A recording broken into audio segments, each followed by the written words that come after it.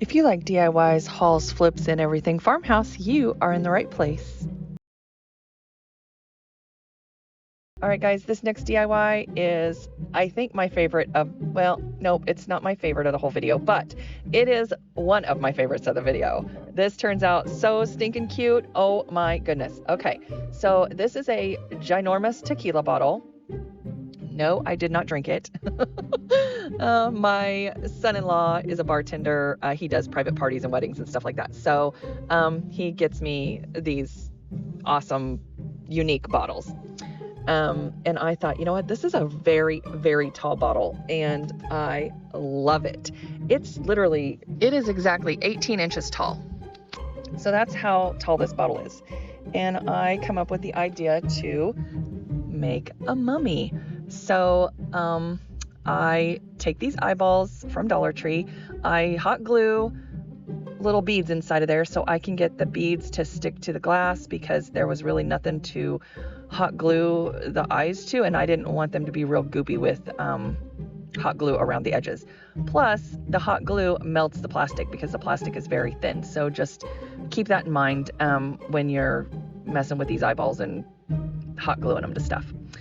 Because the hot glue tried to melt, well, it was melting the eyeballs, and I just used the bead and pushed the plastic back out until it dried. So I glued these on the glass with my Gorilla clear glue and some hot glue. And now I am taking the drop cloth and tying it in a knot around the bottom. I'm gonna glue it in place just to get it started, and then I start wrapping this around the bottle. And it comes out awesome. I love how it came out. I love how it looks. So I'm just showing you that I just continue to tie on new strips of drop cloth when I get to the end, and I leave those knots exposed. I think that just adds to the element of this and makes it look more unique and authentic. And I actually ripped up some flour sack material that I got from the Dollar Tree, but it was very, very thin, and it was very white, and I didn't use it. I only used the drop cloth. When I got to the eyes, I actually went around the eyes in like a figure 8 to make sure that they were covered completely. And I'm a little out of frame here, guys, so I apologize for that, but you can see that I go around the eyes quite a few times, and then I just tie another piece of material on. And when I get up towards the top and it starts to get a little narrow, then I hot glue just a little bit more. Otherwise, I really didn't have to hot glue a lot. I just tied it on and wrapped it around. But around the neck of the bottle is where I hot glued a little bit more, just to hold it in place, because I wanted that blue covered. I didn't spray paint this bottle or anything like that, and you can't even see the blue. And even if you can, I'm okay with that because the eyes are blue. So anyway, I think this turns out super cute. I hope you guys like it. Let me know what you think. I'm very curious. I also wanted to let you guys know that I recently opened an Amazon store, so everything that I use in my videos or my previous videos will be listed down in my Amazon store link. All right, guys, on to DIY number 3. Now, this one I have shown previously, but I loved it so much that I wanted to show it again because it is the ultimate farmhouse Halloween. Well, it's fall anyway. It goes with Halloween. It's a pumpkin made out of baskets, and it's a very farmhouse. So I painted these 2 white baskets that I got at the thrift store for $1.50 each, so $3 total, in agave. And that's my new favorite color. I'm telling you what, I might just do every holiday in agave. I don't know. So I cover both baskets with agave, and then I go over them with white wax. And I started out with a rag doing the white wax, and then I was like, nope, I don't have time for this. I quickly switched to a brush. So I went over both baskets with white wax, and then after I did that, I show you what they look like, and then I glue them together. And I just add a little more hot glue where needed, and then I take my dark wax and I go over the whole thing with dark wax. And I don't do it all over. I just kind of lightly brush it on here and there. And so you got the white wax showing through pretty good. You got the dark wax over the white wax and the agave. Oh my gosh. I think between this and my charcuterie board, how do you say that? Charcuterie board. this and the charcuterie board and the mummy are probably my favorite projects that I've done this fall. I mean, oh gosh, I don't know, that planter box. Anyway, out of this video, this one and the mummy are my absolute favorite.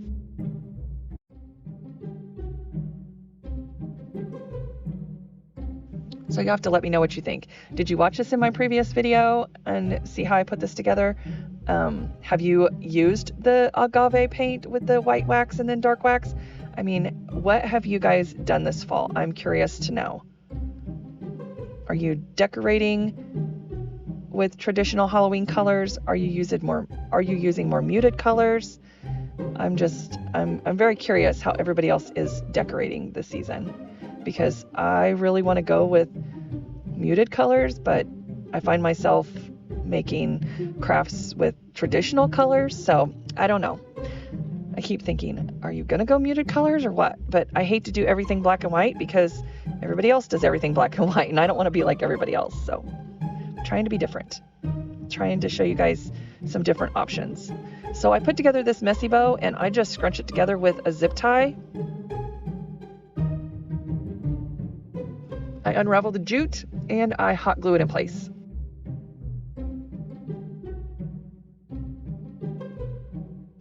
Oh, I forgot to tell you that I glued the stem on and wrapped some raffia around there. That stem came from a tree that my husband cut down. All right, guys, on to DIY number 4. Now, this is super simple. I don't even know why I put this in here, but I was so disappointed about how my candles turned out the first time that I put window clings on them and thought, okay, that's fine, but I couldn't live with that. I did a whole bunch of hocus pocus DIYs the other day and in one of my previous videos here recently. And so I thought, you know what, I'm going to redo these candles, and I put a muck on them. So I had 3 candles and I printed this off 3 times on my Cricut, and I just put them on the candles and called it a day.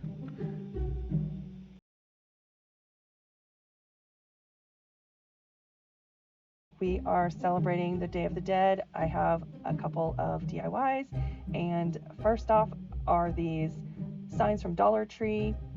I am just Mod Podging them because they are covered in glitter, and I do like the shimmer and the glitter on these sugar skulls, so I am just going over them with Mod Podge, and then I'm going to hang them up and let them dry.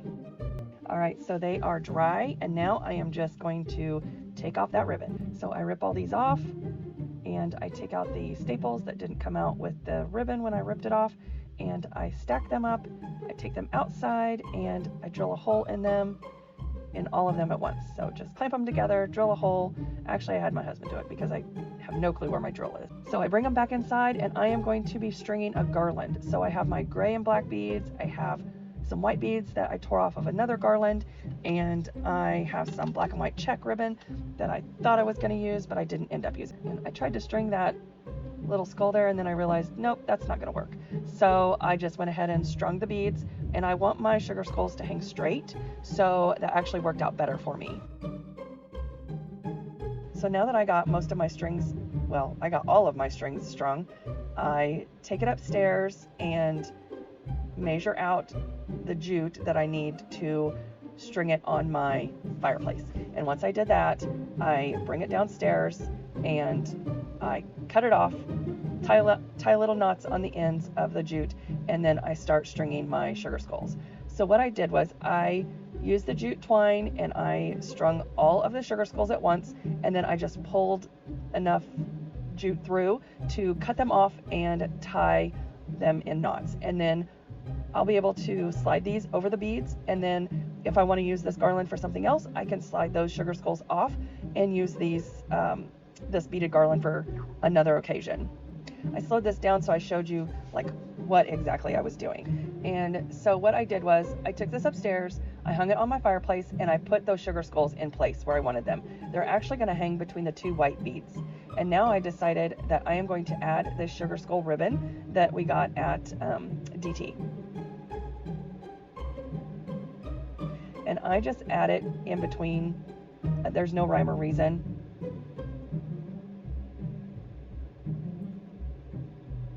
If you are familiar with the Day of the Dead celebration, it is a celebration for your ancestors that have passed, and you are celebrating their life, and you're also guiding the spirits back to your family.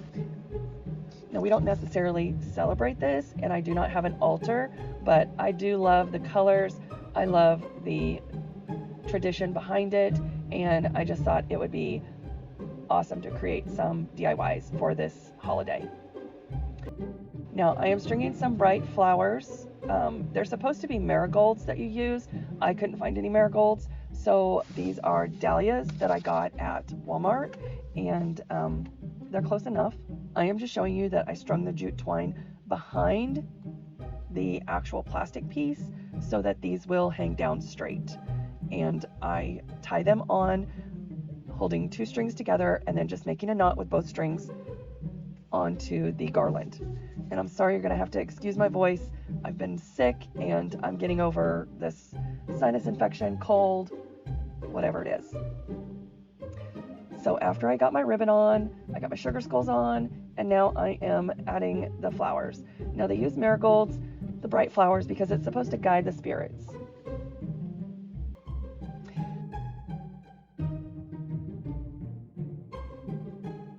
And also, guys, here is this finished garland on my fireplace. I think this one is my very favorite. So I painted the skull white, and then I decided I was going to do something else with it. I was just going to make a sugar skull, and I thought, nope, I'm going to kick it up a notch.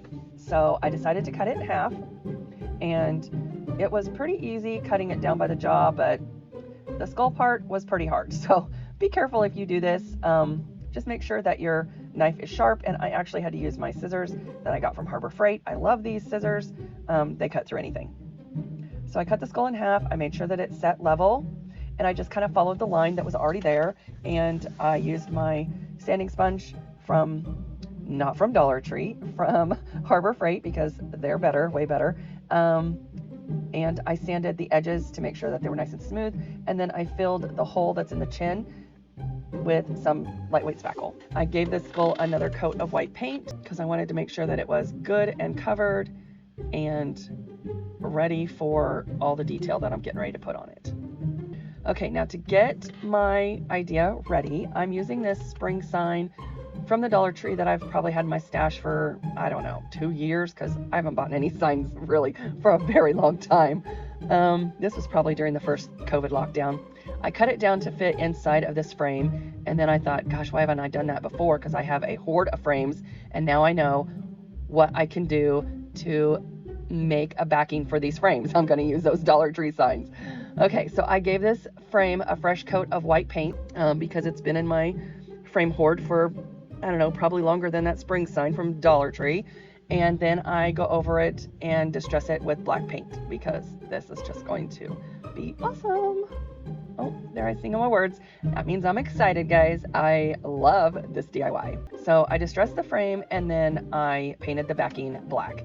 And all the paint that I'm using is by Plaid. This is the Folk Art Black, and I use the Waverly White chalk paint on the skull. Okay, so I'm just testing it out to make sure that it's gonna fit in there. And guys, if you would please give me a big thumbs up, it really helps out my channel, and I appreciate all your love and support. Thank you so much. All right, so now on sugar skulls, you want to paint the eye sockets black and the nose black, so that is what I'm doing here.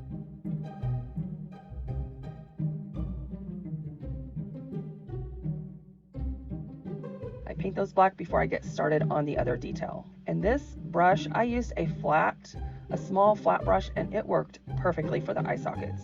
I got such good crisp lines, but now for the nose, that's another story.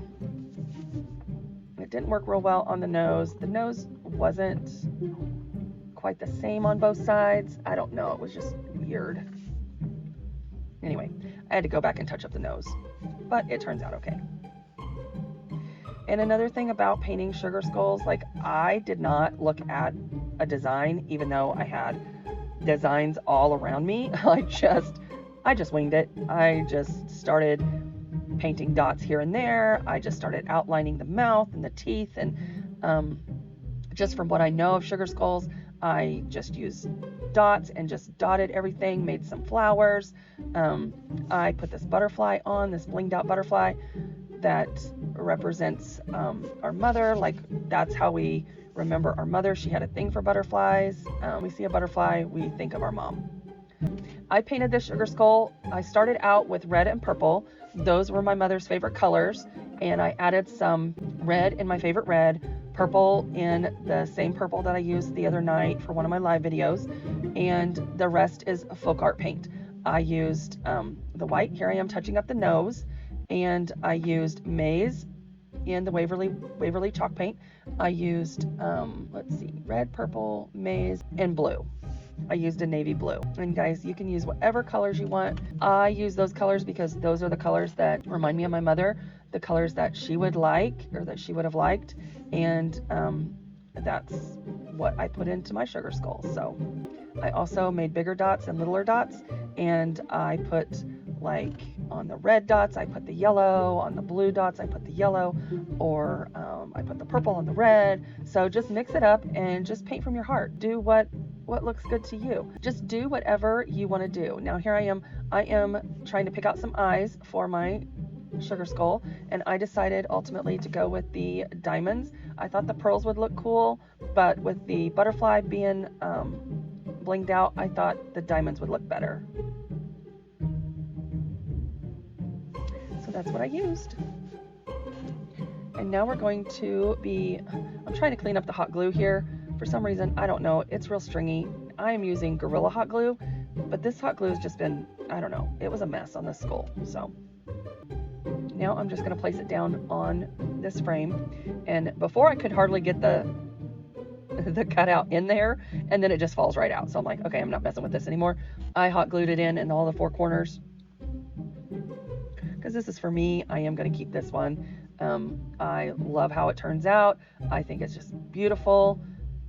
The flowers I got to go around the sugar skull as a headband or headdress, I got these gray ones from Walmart, and they were the last ones, and I just think they're so beautiful. They're like a smoky gray. Oh my goodness, I love them. They were the last bunch last night. I could not believe how pretty they were, and I'm like, oh, I'm using these in something.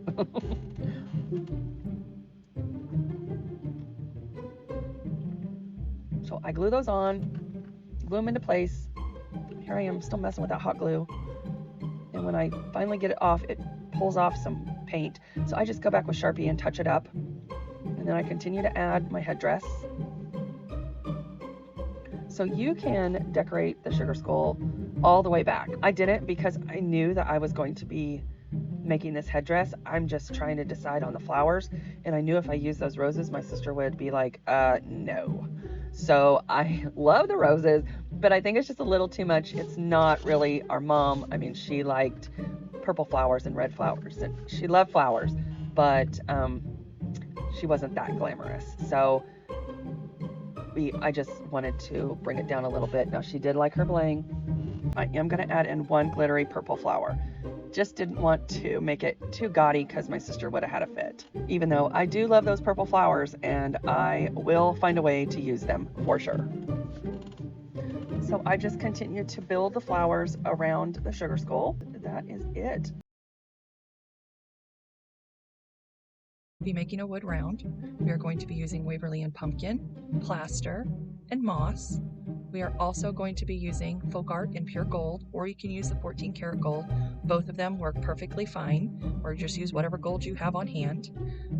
So the first thing we're going to do is put a base coat of the plaster down, and I try to get the plaster on fairly quickly so that it's still wet when I add the other colors. And I've previously stained this wood round because I was going to use it for another project that I didn't have time to do.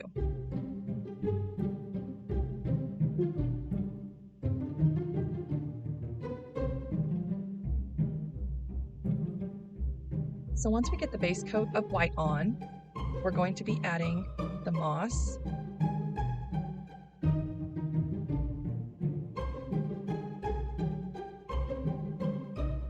we're just going to blend. And I blend the moss with some white, and then we're going to be adding some pumpkin, and I just blend, blend, blend. So I keep adding pumpkin and moss until I get it blended how I like it. So you just blend until you have it how you like it. I like a little bit of the harsh lines, but I also like it soft and blended together in most places.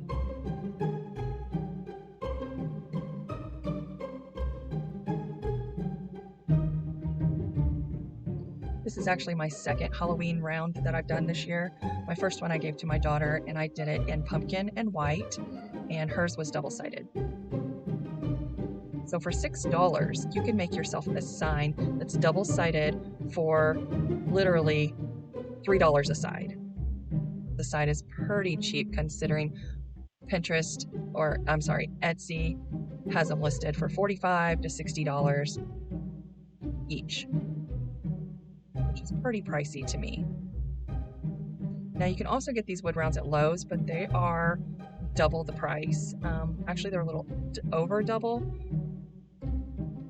depending on which Lowe's you go to. I went to one out of town and they were like $14 for the same size.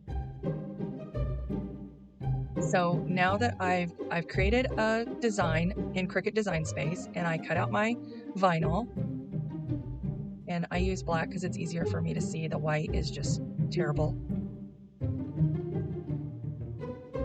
And once I get it placed where I want it, I just burnish it down.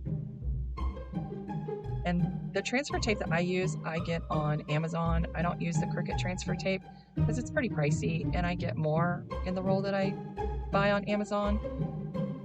I did buy some Dollar Tree clear shelf liner. I also reuse my transfer tape, so you'll see me reusing it several times. I use it over and over and over until it absolutely will not stick anymore.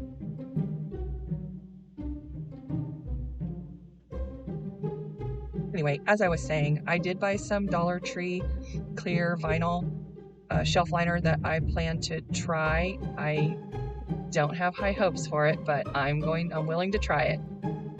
So as you see there, I kind of put down the its, and I didn't get it quite right, but you can just peel it up, stick it down to your transfer tape, and it's all good. It's actually my second try. I lost the apostrophe in the first one that I printed out. Where it went, I have no idea. Now, make sure you seal your edges, which I've done this forever whenever I paint, because I've had too much bleeding in the past, and you want to seal your edges. I could have just went over that with complete white, or you could have went over it with any color you chose. I just chose to go ahead and ombre it again just to make sure that I had all my colors covered. And you saw me using my heat tool to dry it real fast. I also went around the edges with the gold there, and I did do 2 coats on the edges. Now we're going to be doing the top coat in black, and I do 2 coats of the top coat in black, and I just dry it with the heat gun in between coats. And if you get any paint on the edges, it's okay. Just go over it. Just go over it with gold again, and it will be fine. If you get too much paint on the edges, you can always lightly sand it with your sanding block. Just go over it with gold again.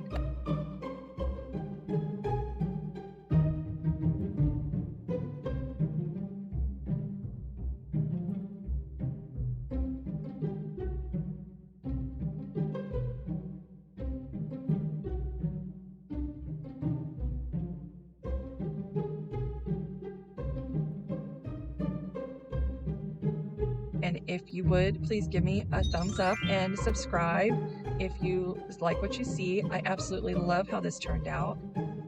Once your top coat dries, you're just going to peel back the vinyl to reveal the color below, which I love this technique, and I use it for a lot of my projects just because this is easier for me. I do not like the stenciling, and every time I stencil, honestly, it never comes out correctly.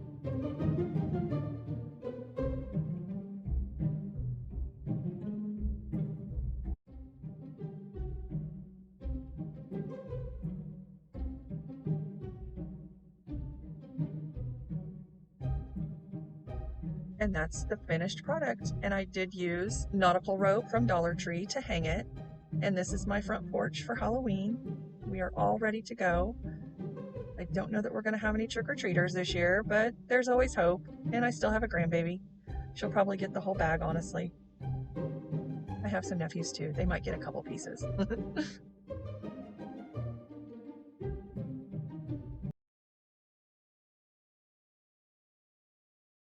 Okay, so we are doing another wood round. I love doing these, and this one is actually double-sided. So you're going to want to stick around to the end so you can see what is on the back side, because that is the true Halloween one. This is kind of fall Halloween. Okay, so I start out with my Spanish tile because that's my favorite. And then I moved on with my cashew paint. And then I use my pumpkin paint, and I am just making stripes across this wood round. It's going to be like an ombre color effect, but it's going to be super cute once we do the reverse stencil on this. So you got to stick around to see, just hang with me because you're going, oh my gosh, what in the heck is she doing? So on this one, and this is just a navy oops colored paint. So I am using my Spanish tile again, which is my favorite red from Lowe's. It was an oops color that I happened to come across. My cashew from Waverly Chalk Paint, my pumpkin Waverly Chalk Paint, and then some oops paint that was navy, and it's gorgeous navy. And as you can see, I am a messy painter, and I got navy paint all over my wood round. All right, so now I am weeding this Dollar Tree vinyl, and it actually works. It actually works okay when you are cutting out big words, large letters, and you're using it for a reverse stencil or stencil. So I made this a year ago. So these are last year's projects, and I'm just putting them in this mega video because I love how this wood round turned out. Okay, so as you can see, I'm just weeding it, and it weeded fine. It was just fine. And then I placed it down on my wood round, and I get these wood rounds from Home Depot. That is the cheapest place to buy them. And they are, I think, 3/4 thick or maybe an inch thick. They're really nice wood rounds. And then I just go back over my colors to seal the edges of the vinyl because we don't want any bleeding on here. And I'm using the same colors.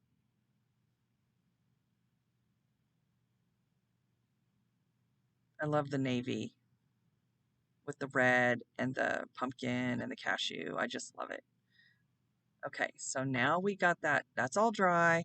And here's a tip for you. Try not to use your glue gun when you're making these wood rounds and doing a reverse stencil, because if you use your glue gun to speed up the drying time of the paint, that actually activates the stickiness on the back of the vinyl, and then you're going to have sticky all over your wood round once you pull the stencil up or the vinyl up, and you're not going to want that because that's just going to be a mess. So take it from me.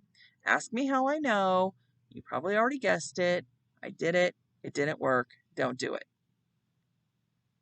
Okay, so now I am giving this wood round 2 good coats of the moss chalk paint.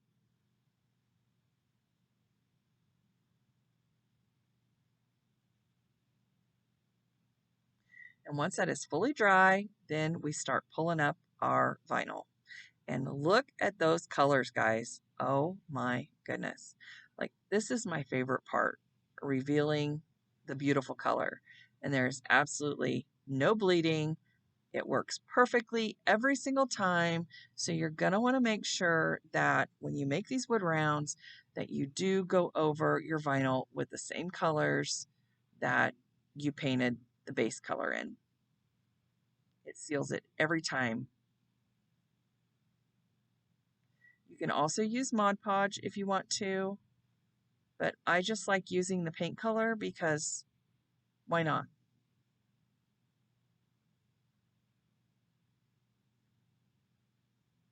Okay, now I'm just inspecting it, and because I'm a perfectionist, I'm just going to color in a few spots.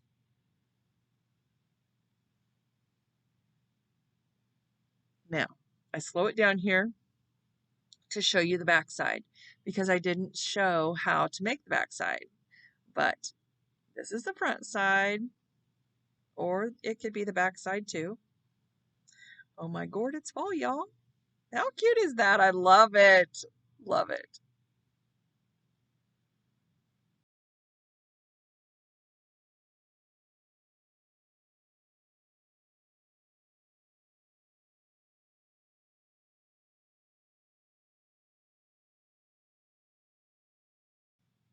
And here's backside.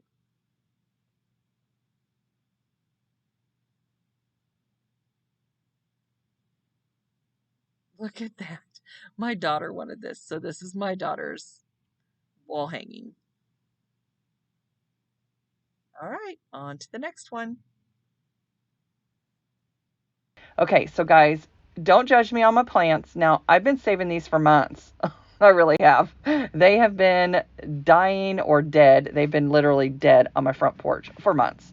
I It's been so hot here this summer that I couldn't keep anything alive on the front porch. So I'm like, you know what? I'm saving those for Halloween. I don't care. And everybody's been after me to throw them away. I'm like, no, Halloween's coming. And they're like, you have lost your mind. Yes, I have. I don't care. So here we go. I used my 2x Rust-Oleum to paint these black, and then I am using some Farm Implement red that I got at Lowe's on clearance. And now I'm going to put these little torches in there that I got from Dollar General. They were on clearance. I think these two, well, that one, first one was on clearance for like 70% off, and this one was only 25% off. So I don't care. They look like little fiery torches, and I love that. So then I add the salad tongs that you can get at Dollar Tree, the little arms, so it looks like little skeletons are coming out of my plants. And there you go. That's my porch decor on my steps. So I went from beautiful ferns to dead flowers. And I think that's perfect for a haunted house, don't you? I love how these turned out. So we had to put a light up because it got really dark really quick.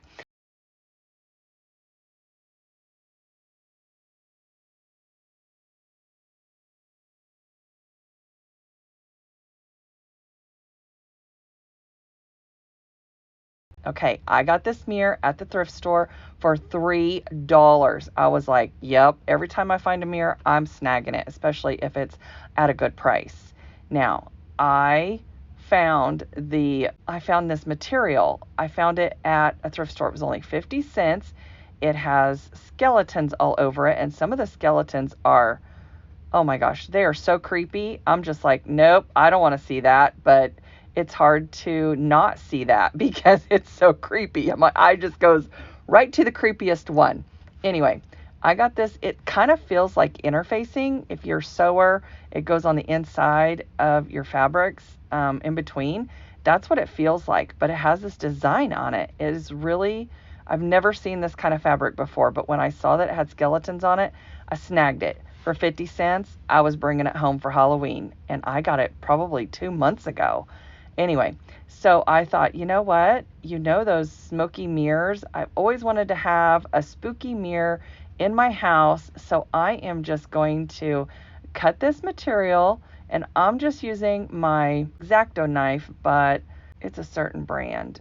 Anyway, it's not my Cricut, it's something else. Oh well, anyway, I just used my X-Acto knife, and it worked perfectly fine on this material to get it up close to the actual mirror, and I used the cardboard to get the shape. So then I put it on my mirror, and it only goes one way. You'd think this mirror is perfectly oval. It's not. It goes one way in the frame and everything, which is awesome. It's crazy. So anyway, and I used my little hippo glue gun to, and don't you just love this glue gun, guys? Oh my gosh. And I just add just a tiny bit of glue because this glue gun is very precise. So it's a detail, there you go. It's a very detailed glue gun, and so it only lets out a little bit of glue at a time, and I love that. And so then I add that material on there. I stick the mirror back in. I actually spray painted the frame black with my 2x Rust-Oleum, and then I went over it with my sanding block just to kind of bring that gold back through just a touch. And there's that creepy, I couldn't stand it, that creepy skeleton. Okay, anyway. All right, guys, if you're returning, I want to thank you so much and welcome you. If you are new here, please consider subscribing and giving my video a thumbs up. It really helps to grow my channel. And guys, 70% of you that are watching me are not even subscribed. It's free. What are you waiting on?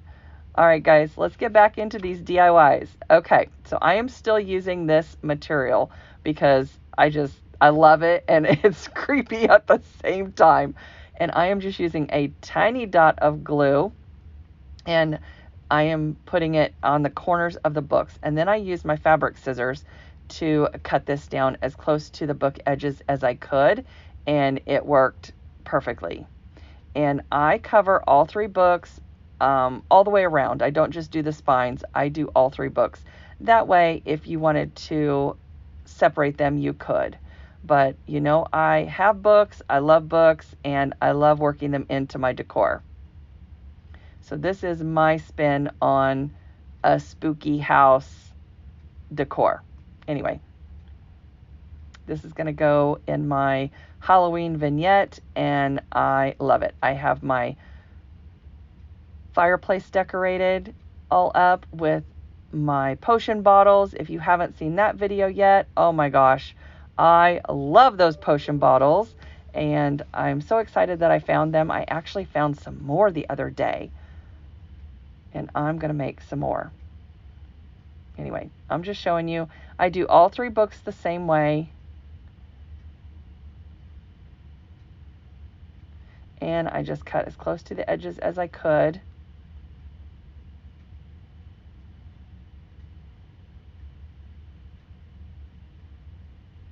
And then I take this black ribbon, and this ribbon is kind of different. It's kind of like paper ribbon. It's not really silk ribbon or anything like that. Oh, see, there's that, there's that skeleton again. I don't like it. Oh my gosh. That is like a thing of nightmares. Ugh, I don't like it. Anyway.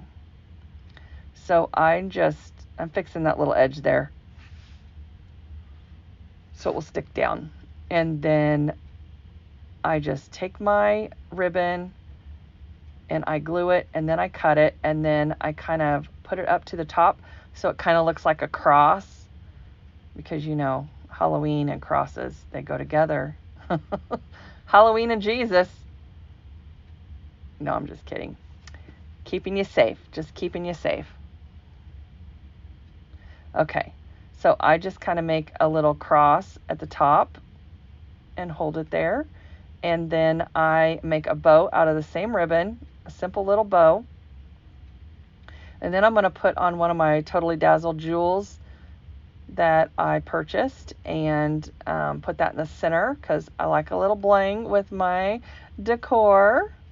And I dovetailed the edges on that ribbon. I was having a hard time getting that little brooch to stick on there and stay, but it did. And wait till you see the final reveal. See those spiders laying out? I don't know why I had them laying all over my desk. I was DIYing, guys. I was just busy. I picked up these hoops from the thrift store. I usually pay 25 cents to $1 depending on what size they are. I took my Rust-Oleum 2 times in the flat black and went outside and sprayed them. I sprayed them inside the hoops and outside on the hoops, but I left the hoops together when I sprayed them. And now I'm just taking these doilies. I pick up these doilies all the time, also at the thrift store, for anywhere from 25 cents to $1 as well. And I put it in between the 2 hoops, and I am just pulling it tight so that the doily is tight and that the little round part is actually in the center. And then I picked up these little spiders at Dollar General, and they were a 3-pack for $1. And I picked up that big spider, I believe also at Dollar General, for $1. So not everything is cheaper at Dollar Tree, guys. So I picked up the black spiders and also some green ones that are glow in the dark.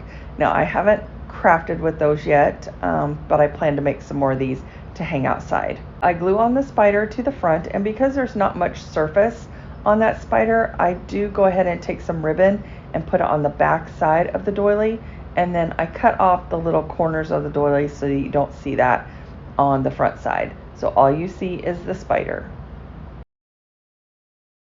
And that adheres to it just fine. All right, then I take this black ribbon and I create a bow. And then I decide to use the velvet ribbon from Dollar Tree. I had no idea that it was only a yard. I did not pay attention when I bought it. Otherwise, I probably would not have bought it, because this velvet ribbon did not go very far, to tell you the truth. So I took half of it and I made a bow out of the velvet ribbon, and I do like it. I just wish there was more of it in the roll. So honestly, I just take an awareness bow and I take these little tiny cable ties, and I use that as the tie for my bow, and then I stick one through the back and I use that to tie it on to the little mechanism that tightens the hoops. And I like to use cable ties when I'm making bows or poofs for wreaths or just wreaths in general, because I just think they're stronger and they hold better. And then I am going to I am going to layer this other little bow on top of the velvet bow, and I think that looks super cute.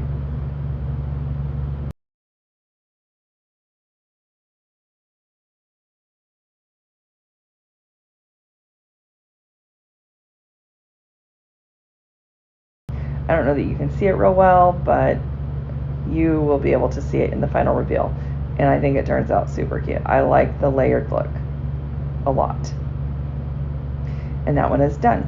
Okay, so now for this bigger one, I am using the square doily. Now, it did not want to go in very well, but I did get it, and I just tightened it up and pulled it tight all the way around to get it centered as best I could. And then I'm going to actually trim this one. So I won't be able to use this for anything else. Whereas the white one, I left it oversized. I did not trim it up against the edge of the embroidery hoop. So here I am, I'm just going around, I'm trimming the excess, and then now I'm trimming it right up to the edge. So you need to make sure when you do this that you get your hoop tightened down really well. And you might want to add some glue around the edges. I didn't, but you could if you wanted to. So now on this tarantula, because I think it's a huge spider. Anyway, on this huge spider, I am trying to figure out, okay, how am I going to attach this? So what I decided is I used a little bead from Dollar Tree.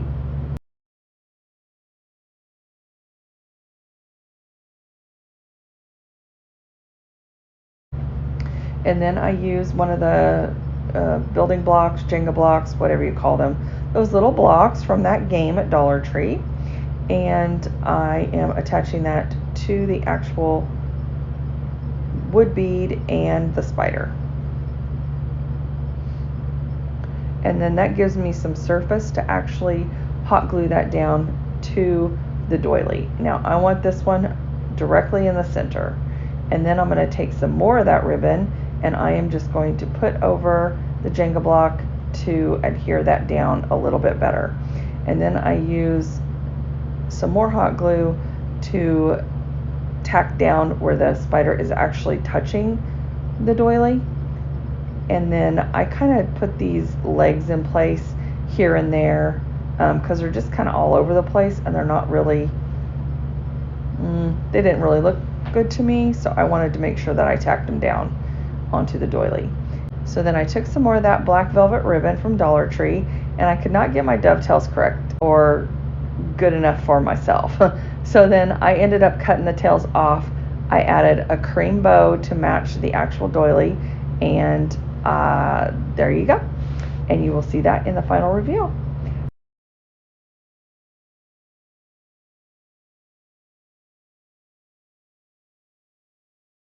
Okay, so the first thing you're going to want to do is get a brown paper bag. I have seen some of the YouTube videos where people have used toilet paper, they have used tissue paper, they've used paper towels, but honestly, I wanted something more durable and something I could control better, and I just thought that a brown paper bag is the way to go. Cutting off, so you're going to want to cut off the bottom, but let me tell you, cutting off this bottom gave me some trouble, y'all. I don't know what was going on, but it was like I was a kindergartner using scissors for the first time. I don't know. But I finally get the bottom off, and we're going to size the book to the brown paper.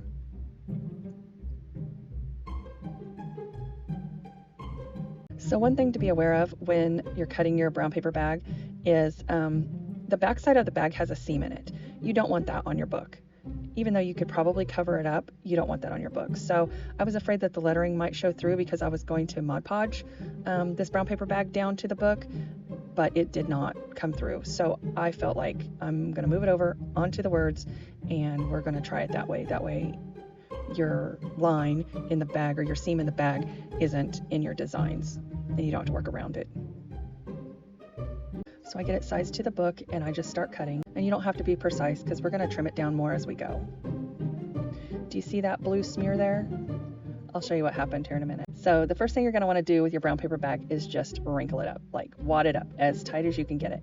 You want to make all those hills and valleys so that it has some texture for when you go to paint it and to make it look like skin. So this is going to look like wrinkled up, old, very old skin by the time we're done. And it's going to look really cool. It turned out amazing. I'm just sizing it up again, kind of wrapping the book. And the reason I went for Mod Podge is because I wanted those hills and valleys, and I wanted the bubbles, because sometimes when you use Mod Podge, it bubbles up, your project bubbles up, and you think you get it flat, but then you really don't get it flat, or you get it flat but it doesn't dry flat. I wanted that, and Mod Podge didn't really work for that. So here I'm just cleaning the book with some alcohol so that it's nice and clean and that the Mod Podge will adhere really well.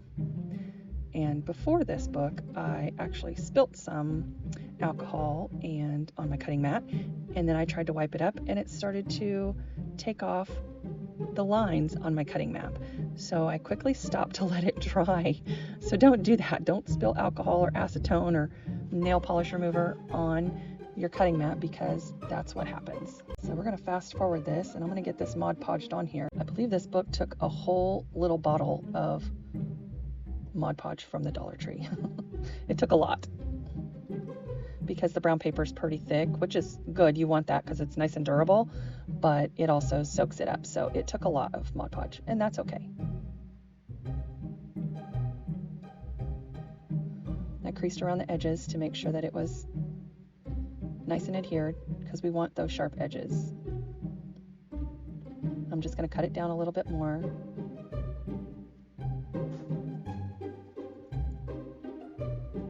You can't see what I'm doing, which I apologize for that, but I cut the corners and I cut the sides so that I could get a nice tight seal on the edges. And we're going to do the corners like a Christmas present, or like when you're wrapping a present. So you have those nice square corners.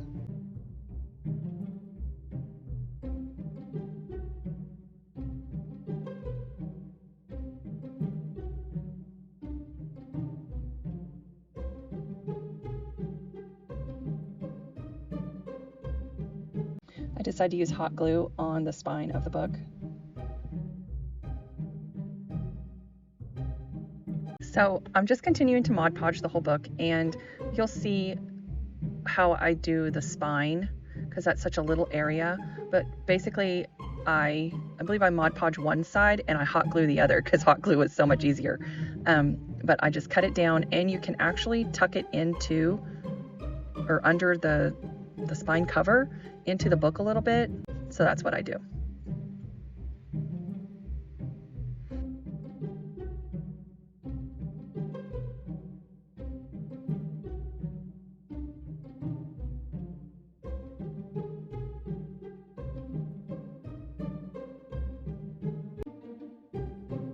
So once I get the book's covers on, now I'm going to make the embellishments. So we're going to start with the fingers. So this is the fun part. To make the fingers, I used the press-on nails from Dollar Tree and the foam rollers. Those little bendy rollers that have the wire in them, they worked perfectly. And I was trying to find like rubber fingers for Halloween, but I couldn't find any. So I kept thinking, what could I make fingers out of? What could I make fingers out of? And when I was going down the aisle at Dollar Tree, I was like, oh my gosh, here we go. I got some fake nails, I got some rollers, I cut them down, and they turned out pretty fantastic. And you want to keep the wire in there so that they bend, and you can kind of bend them like a finger would bend. So here's what I do. So on one end, I flatten it out so that it looks like the fingers have been cut. And then on the other end, I put the nail on top and I just kind of press it in. I try to use a smaller nail so that it leaves the skin around, or so that it looks like there's skin around the nail. But on some of them, I just use the big nails because I didn't want to waste any. And they still turned out looking pretty cool. I used the little razor to kind of cut little creases in the fingers, just, you know, like how your finger bends, so that way when you put the paint on there and the highlighting and all of that, it will look like your finger. And that's what it looks like. Pretty cool, huh? And I kind of bend them so that they're curved just a little bit, and then they fit on the spine of the books perfectly. So then I just continue to keep making fingers. I made 5 books, and so I needed 15 fingers. No, I did not need 15. That's for 3 books. There's 5 fingers per book, so I needed 25 fingers. And it's okay if the wire shows. So don't worry about the wire. If the wire shows, it actually kind of looks like a bonus sticking out of the finger, so it makes it extra creepy. So now I'm using some rulers from Dollar Tree, just the wooden rulers, and the snakes I couldn't find at Dollar Tree when I went that day, so I went to Dollar General and they had snakes there for $1. Each book takes 3 snakes. There's 2 in the corners and then 1 down the side. I know people were looking at me weird, and my sister was freaking out because she doesn't like snakes, and here I'm walking in Dollar Tree just looking for snakes, and then I have a whole cart full. I actually went to Dollar Tree the next day and found some littler snakes, but I didn't like them as well because they were pretty little and really thin, and I tried to see if maybe I could use those for the embellishments in the corners, but they didn't really twist or turn very well, and so we tried heating them up and that didn't work either, so I had to improvise. So my books are all different sizes, and you'll see there's a line on this ruler. We actually used the ruler for a different book, but so when you use different size books, you're going to have to make sure that you cut your rulers down to the size of the book. So I just held it up to the side of the book and then marked it, and then we cut it that way. And here I was being a perfectionist, trying to get all of the hot glue off the edges, and honestly you don't have to do that because it just adds to the texture and the believability of the book, because the book's supposed to be really old, you know, and a spell book, but I'm trying to clean up the hot glue here. I don't recommend doing this. Be very careful with your X-Acto knife. It's very sharp. It doesn't stay in place very well either, but it's very sharp. Once I get it glued down in place, I turn it over and then I trim off the snake's tail. It's not an exact replica of the book, but it's a pretty darn close second. Also, one thing to keep in mind, if you make a book, the snake's head points down, not up. So when you're looking at the book, the snake's head will be pointing down. The books are dry, the fingers are made, the snakes are made for the spine. I am adding the stitching. So what I do is I use jute from Dollar Tree, and I drew the pattern on with Sharpie onto the front of the book, and I'm not an artist, so I did the best I could, and then I outlined it with glue and the jute twine, and I did 2 rows of this, and you'll see why. I do 2 rows because it's supposed to look like skin being sewn together, and I actually sew it. And even though I have my finger protectors on, for some reason I don't want to touch the hot glue with them. I always use my fingers that don't have the protectors on it, so I still end up burning myself.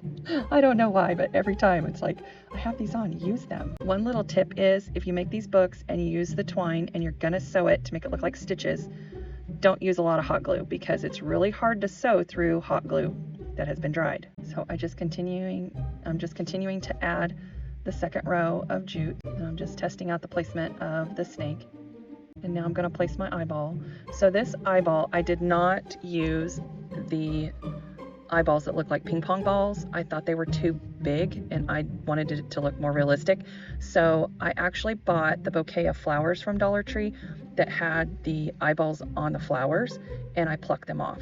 And so now I'm just making the eyelids, the top and bottom eyelids, with the brown paper bag.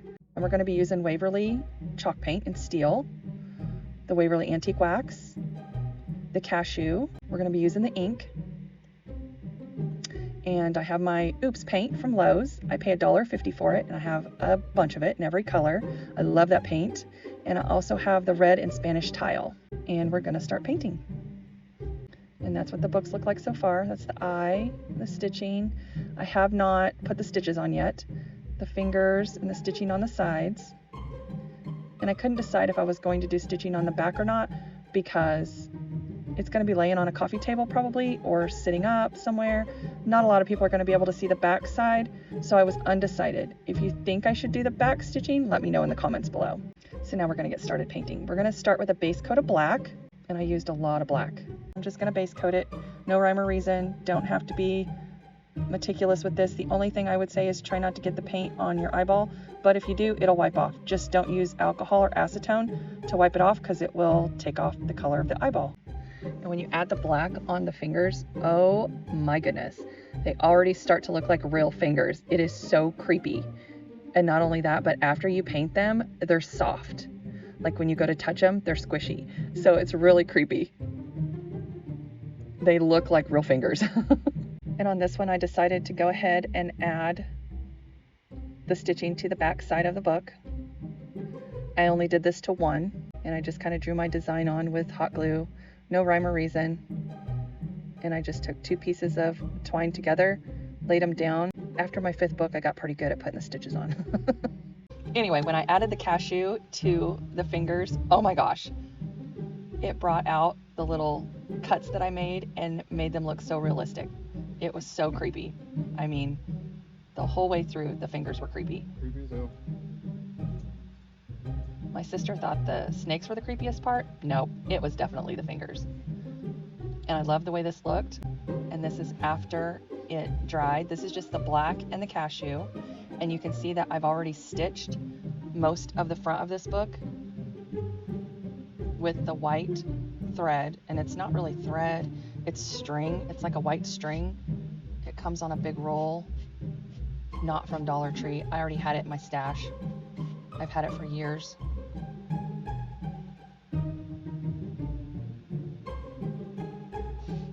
So you don't want your stitches to look uniform. You want them to kind of be all over the place, like the original book. I had a hard time not making them look uniform for some reason, and I'm not a fantastic sewer, so I don't know why. It was tough for me. I had a really hard time on the edges because I put in a lot of extra hot glue, and then it was hard for the needle to go through. So I just tie a couple knots and then run the needle back through. My hands and fingers were sore after sewing the front of these books for a few days. So I made 5 of these books, and I kept 1 for myself. My family loves Hocus Pocus, so I gave most of them away, all but 1. So with the Spanish tile paint from Lowe's, I go in between the stitches, in between the jute twine, because remember we put 2 rows down, and I add some red to make it look like blood.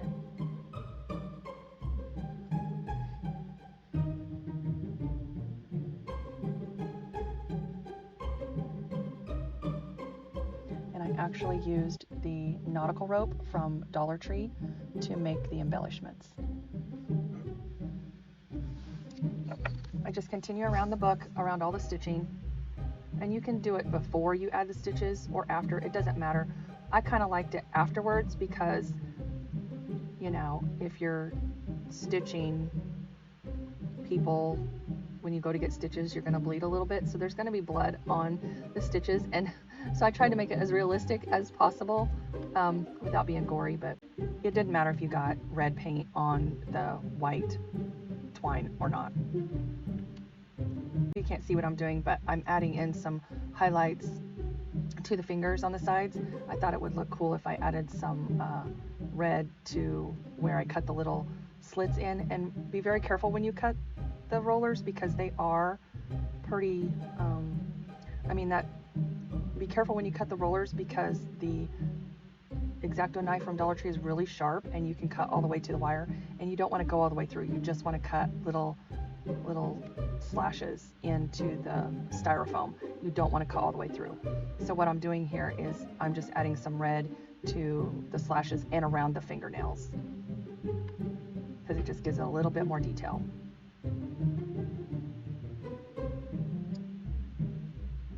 So now we're ready for antiquing wax. And this makes the book right here. You wipe it on, rub it off.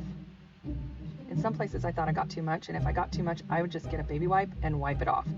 And it really blended well, and it just changed the whole look of the book. I mean, made them look fantastic. Loved, loved, loved them. Because there's light and dark spots, there's extra dark spots, there's extra light spots, so it just made it. What we did for the corners is we tied the nautical rope into the shape of what it looked like on the original book, and I cut off the heads of the snake and I added that to the nautical rope. And then for the lock on the eye, excuse me, I just made a circle with nautical rope and painted all of those gray with chalk paint. I know the book shows that they're gray or silver. I don't really like it with my books. I think that it stands out too much, and I didn't care for it. So I kind of go in and I dirty them up a little bit. And I laid down a towel on my table just to protect the front embellishments, because I felt like they were still pretty fragile, and I mean, I was working with it and I didn't want them to get scratched or the paint chipped or anything like that. So I laid it on a soft towel.